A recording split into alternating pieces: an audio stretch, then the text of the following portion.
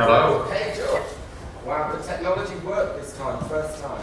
How are you doing? Yes, I'm doing well. How are you doing? Okay, well, let's, you ready to start? Should we get straight on? Yes. Cool. Okay, this, George Greer, I came across George Greer when I started looking at MDMA research, and the reason George Greer's name popped up was because he was literally the only name for published scientific research with MDMA prior to the more recent Renaissance. So what we sometimes hear about in psychedelic research is that there was loads of work done in the 50s and 60s, then there was this 30, 40-year hiatus, which we call the kind of dark ages, where nothing happened. Well, actually, it's not true that nothing happened. There was a significant amount of work going on in the 70s and 80s, and George is going to hopefully shed some light on the dark ages and tell us they weren't quite so dark after all. Okay, thank you, George.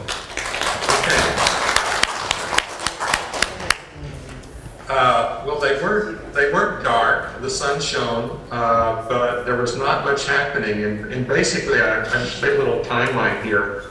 Around 1974, Stan Grof left Maryland, and all the LSD research stopped in the United States soon after that, and there was not any more psychedelic research in this country. Workshop at Esalen I attended when I was a medical student, and Esalen later became sort of where the rebirth of psychedelic work happened.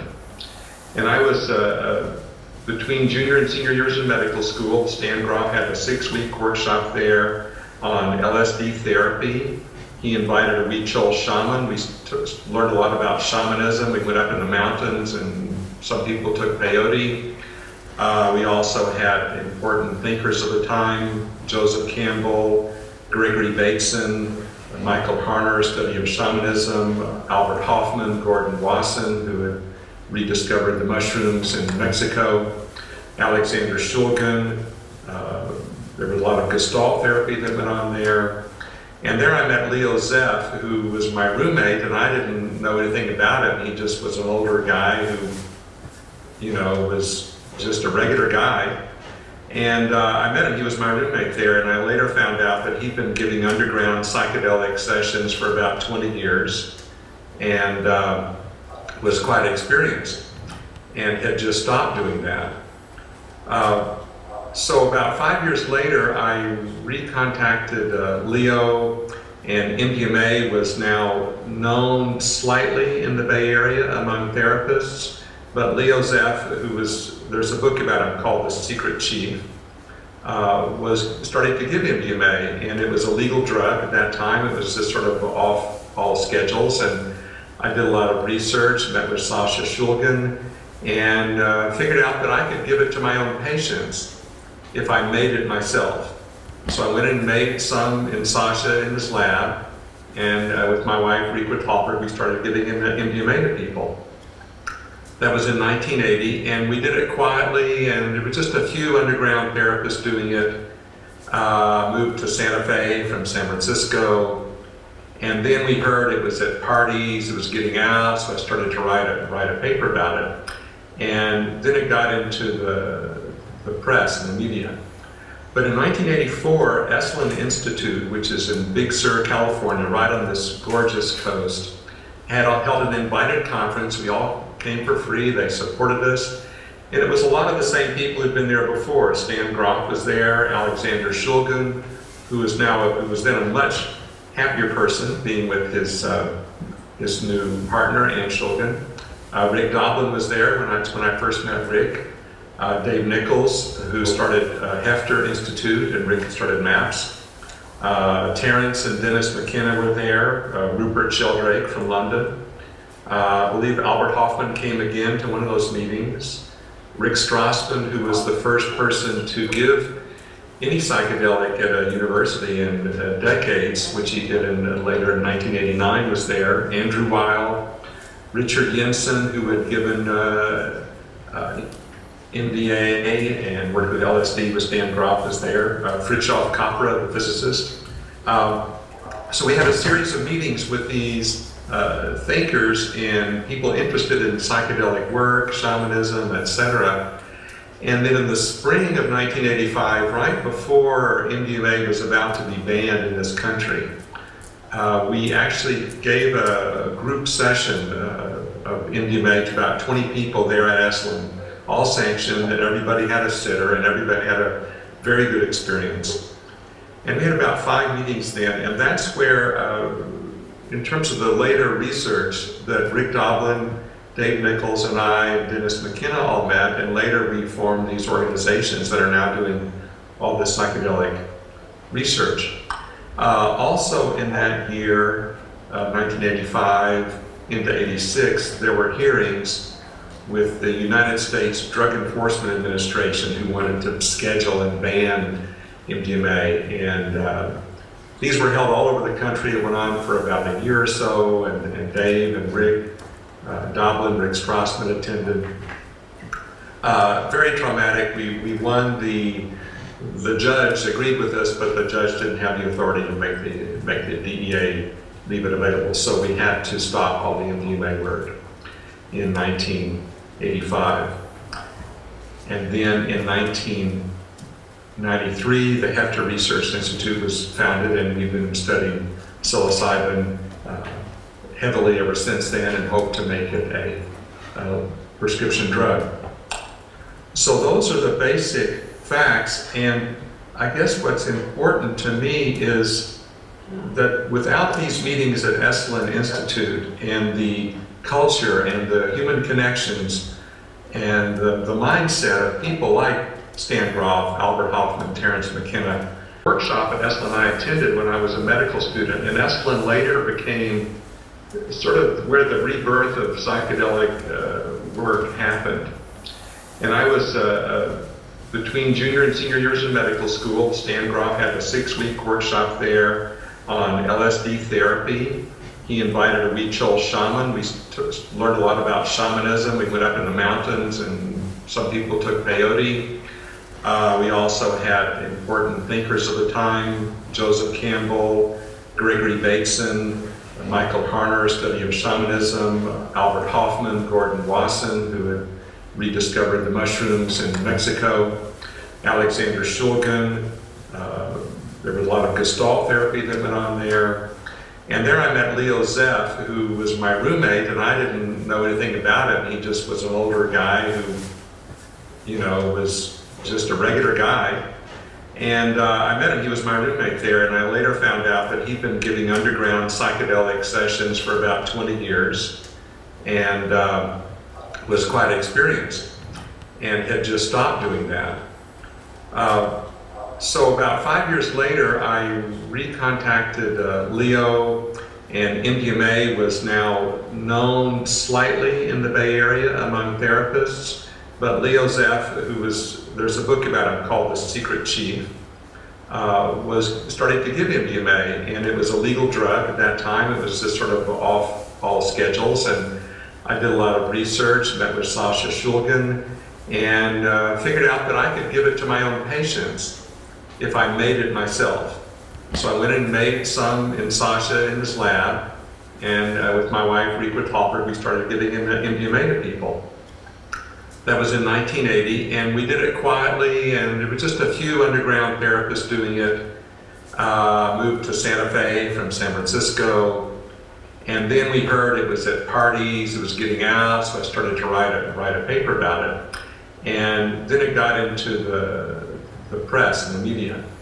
But in 1984, Esalen Institute, which is in Big Sur, California, right on this gorgeous coast, held an invited conference. We all came for free, they supported us. And it was a lot of the same people who'd been there before. Stan Groff was there, Alexander Shulgin, who was then a much happier person, being with his new partner, Ann Shulgin. Rick Doblin was there when I first met Rick. Dave Nichols, who started Hefter Institute, and Rick started MAPS. Terence and Dennis McKenna were there, Rupert Sheldrake from London. I believe Albert Hoffman came again to one of those meetings. Rick Strassman, who was the first person to give any psychedelic at a university in decades, which he did later in 1989 was there. Andrew Weil, Richard Jensen, who had given MDMA and worked with LSD with Stan Grof was there. Fritjof Capra, the physicist. So we had a series of meetings with these thinkers and people interested in psychedelic work, shamanism, etc.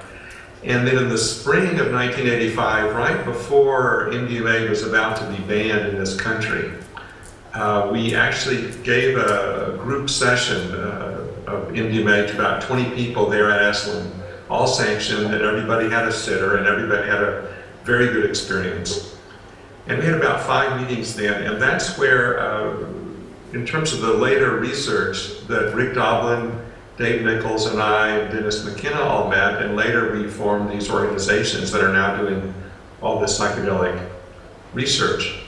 Also in that year, 1985 into 86, there were hearings with the United States Drug Enforcement Administration who wanted to schedule and ban MDMA, and these were held all over the country. It went on for about a year or so, and Dave and Rick Doblin, Rick Strassman attended. Very traumatic. We won. The judge agreed with us, but the judge didn't have the authority to make the DEA leave it available. So we had to stop all the MDMA work in 1985. And then in 1993, the Hefter Research Institute was founded, and we've been studying psilocybin heavily ever since then, and hope to make it a prescription drug. So those are the basic facts, and I guess what's important to me is that without these meetings at Esalen Institute and the culture and the human connections and the mindset of people like Stan Grof, Albert Hoffman, Terence McKenna, I don't know that much enthusiasm would have happened back then, and what's going on now would probably be a lot less active than it is. Those are the basic facts, and Ben, did you have other things you wanted me to address or questions, or we can take a few questions now from the audience, whatever you think people are interested in. Yeah, we got some questions. You might have to relay them through me unless you really shout.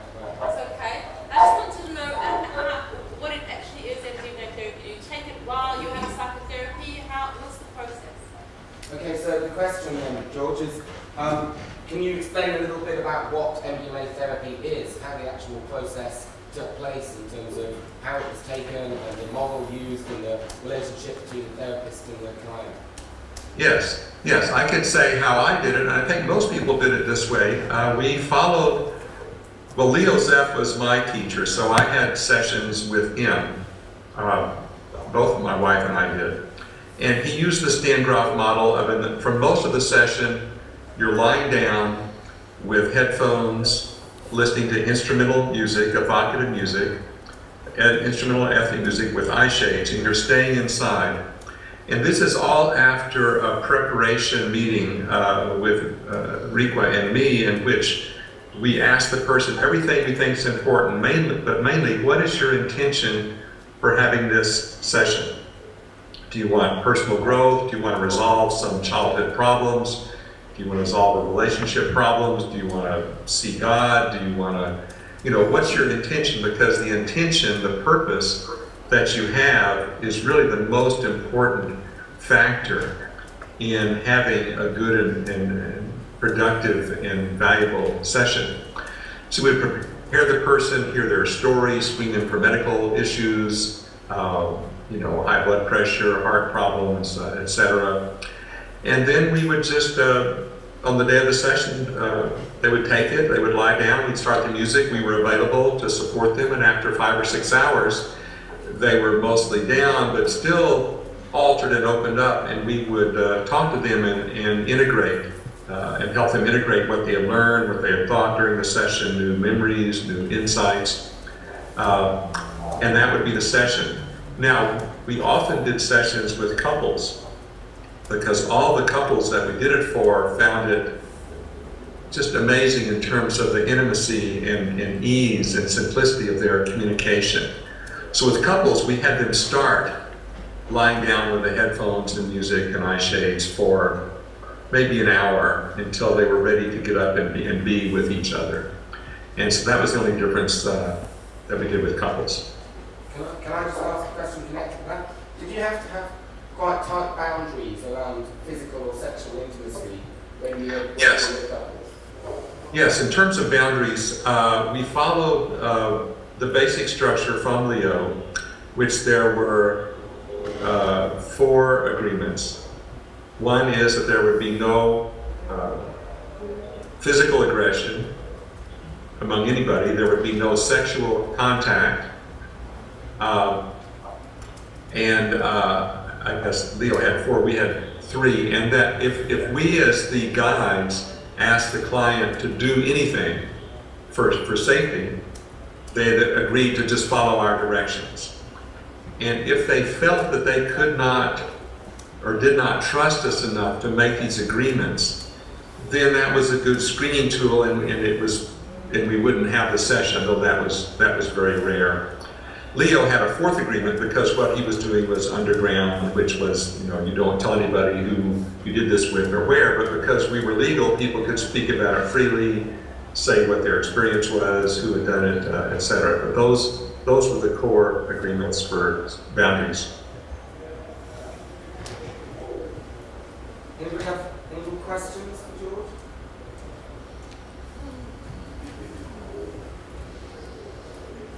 Did he have an agreement with his wife as how to work on any issues that they were left with after a session? How did they debrief each other? With his wife as co-therapist, yeah. Question is about, with your wife as co-therapist, did you have an agreement between the 2 of you around debriefing or supervision or support, around supporting one another with coping with the material that came out from clients? So I'm not sure, did my wife and I have an agreement between ourselves about how we supported each other, you mean, or the client, or? Yeah. We didn't have any formal agreements between ourselves. We just worked as a team. She had a master's degree in psychiatric nursing, and so knew about therapy and being with people in altered states from her work. But we just worked as a team, and sometimes it would just be one of us doing the session, but most of the time it was both of us. And we were together at the time, and we weren't married at first, but then got married during, but she's sitting right here in the room with me now. We just worked together, and it just flowed, and it was fine. I'm not sure if that answered the question, but that's what we did. Did you ever find any patients got frustrated by your presence or wanting to be alone during the session? Can you repeat it? I couldn't quite hear. Did you ever find that some patients got frustrated with your presence and they actually preferred to be alone? Got frustrated with what? With you being there with them, and they actually preferred to just be alone. Oh, no, I don't think anybody, I don't remember anybody who didn't want us there or wanted to go off in a room by themselves. No, that never happened. We were always in the room with them. And when they were inside with the headphones and eye shades, they usually weren't aware of our presence. Sometimes people would just start talking and just a running monologue, or they'd want to just talk, and like they'd had a lot of coffee or something. And we would encourage them, if they were just sort of rambling, to be quiet and just go inside and really attend to their inner experience.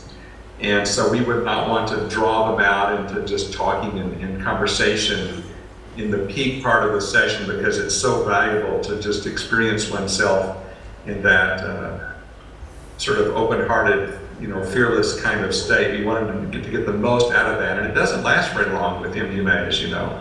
2 to 3 hours is the peak effect before it starts to subside. And we really wanted them just to soak that in and have whatever insights and emotional release they could during that time. One of the things that really interests me about your work, George, is the historical context in which it was taking place, because this is all pre-rave. So the idea of group therapy with MDMA now, like for me and my generation who've grown up with ecstasy as a recreational drug for raving, if I can imagine giving 12 people ecstasy or MDMA and sitting in a room for a group therapy session, someone's going to want to put techno on, people are going to dance. It's weird. That's what really fascinates me about your work, that you were doing all this before that part of MDMA was invented. And did it have a, I guess, I'm not quite sure what I'm asking, but can you just reflect on that? Well, so we started in 1980, and the only people who knew about it really were a small circle of people who either knew Sasha Shulgin or Leo Zeff, mostly on the West Coast.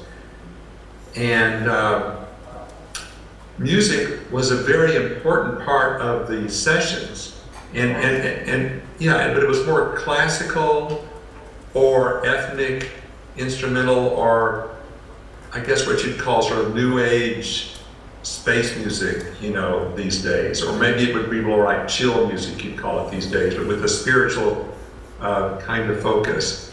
And the only dance music was like, rock and roll and new wave music at that time. And then when the rave started to happen and we read about it, and my first rave I ever attended wasn't until I was in London in about 1998, I think, so very late. And I'm 63 years old, so I'm, an older generation. But none of the people wanted to dance or move with MDMA, and it was curious to all of us that people would want to get up and move that vigorously when taking MDMA rather than just sort of sit around and, beam at each other and talk with each other and have intimate conversation, and getting up and moving around was just sort of, it's too hard. Why would we want to do that? That's my reflection, but it's an interesting phenomenon. I sometimes I wonder astrologically if it's the outer planets or a different place when different generations are born and the musical tastes differ. I don't know. I like a lot of the rave music, and I go to Burning Man and listen and dance to it there, but it doesn't fit with MDMA for me or the people we gave it to. It's interesting. Anybody? Yes? I wanted to ask again about MDMA and couple therapy. How does he see the future of it? Because problems with couples is not rated as a disease, so when MDMA will maybe be medicine, let's say, how do you use it in couple therapy? It's not clinical problem, is it? Yeah. In theory. It's a good question. It's a question about MDMA and couples therapy. Your work and others at the time, George, have shown that MDMA is a useful tool for couples therapy. Yet the question was that couples who are having problems or are just disharmonious, that's not really seen as a clinical problem, and so they don't necessarily get to become a clinical subject under a psychiatrist but they would nevertheless benefit from couples therapy work with MDMA. So can you see a future in MDMA therapy for non-psychiatrically unwell couples? Is that sort of thing? Yeah, well, those were the couples that we gave it to were, we didn't give it to anyone who had any serious psychiatric problems or diagnosis or post-traumatic stress or had ever been in a hospital, because it was too risky and this was too new. And the couples we gave it to were just normal people. I don't think hardly any of them were in psychotherapy for a problem, and none of them were in couples therapy because we've got a problem now. But they just found they could, the mundane conversation slipped away, and they just talked about what was important. And I think, you know, the preparation for this, because it was a very conscious, purposeful preparation. What are we going to accomplish here? What are we going to do? It wasn't just, oh, let's just take some MDMA and see what happens. It was very focused in their preparation beforehand. And I think that made a difference. Now, I think that MDMA obviously is useful because every couple we gave it to in the follow-up months or years later said that their communication style was still much more intimate and direct than it had been before the MDMA session. So they learned how to do that in their relationship, and all the couples, every couple said that. Now, could MDMA be used for couples therapy? Well, obviously yes, but we did hear of not couples who did it with us, couples who took MDMA on their own. They would, you know, take MDMA, fall in love, get married, but their relationship really didn't work when they were not on MDMA, and then they would break up or get a divorce or whatever. So that sort of, you know, fearless, loving space of MDMA, it doesn't exist in everyday life. And so it's not necessarily a panacea at all for couples' problems. People still have their personalities and their neuroses and fears somewhat even afterwards. And most of the couples doing that did it on their own, so they didn't have a guide there with them to supervise them. But for my wife and I, we had MDMA the first time before we were married, and we feel it sped up our deciding to get married and certainly helped our communication and to get to that point. So I think it could be helpful, but you know, couples therapy is tricky. And then, you know, then there are the safety issues, because all drugs are rated by governments according to, you know, do the benefits of the treatment outweigh the risks? And MDMA does have some risks, you know, with the heart and blood pressure and that sort of thing. So it's hard for me to predict to what extent governments would allow MDMA for, quote, couples therapy, because as you say, Ben, you know, there are not many psychiatric diagnoses that fit the couples therapy situation, you know, in terms of the medical model. So it's impossible for me to predict how that would turn out in the future.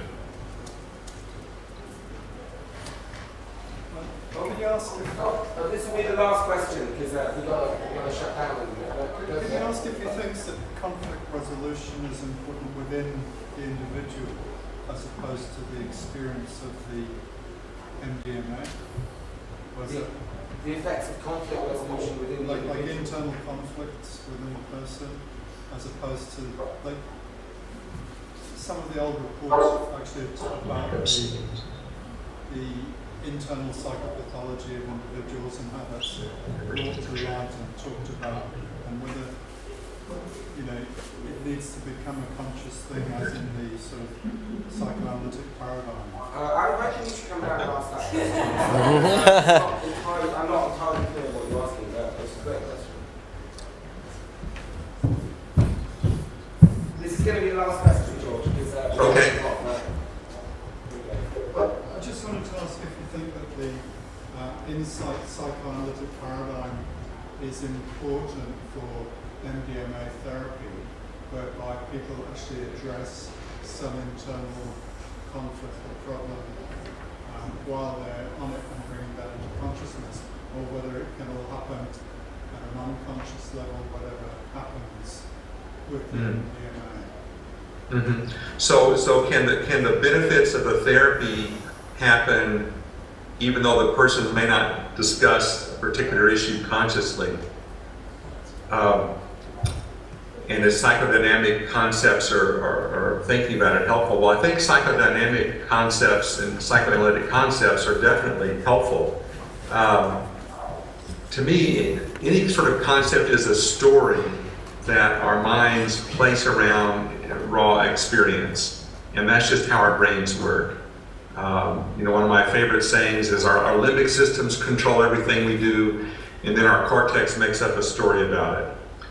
So, but those stories are important, and getting a different story, you know, from, you know, I'm afraid of my father, or I'm afraid of people who remind me of my father, to I'm not afraid of people.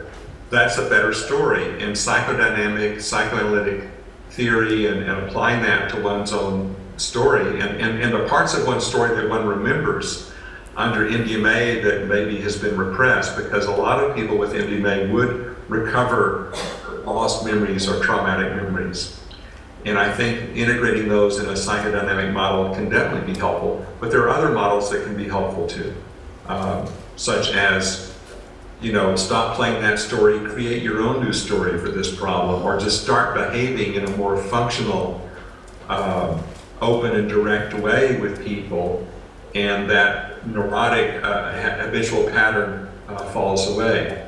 Now, as to whether the healing can occur without a conscious memory or a conscious thought, yeah, it's such a theoretical question. It would be so difficult to test, to really give a valid answer. I don't know how to answer that because it's too speculative to me. But also, my wife Greer just pointed out that some people would have somatic symptoms, physical symptoms. And Sasha Shulkin told a story once of someone who took MDMA with Sasha and was having difficulty breathing.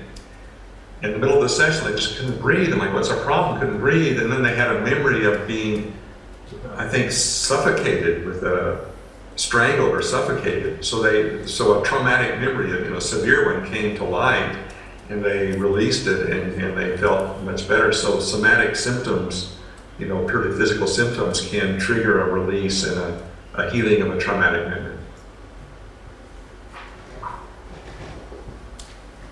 Cool. Okay. Well, George, thank you so much. You, for me, you have finished off the whole conference. That's it in terms of all the bits I've been doing. So as this part of this symposium, we spoke briefly to Bill Richards, but the technology let us down, I'm afraid.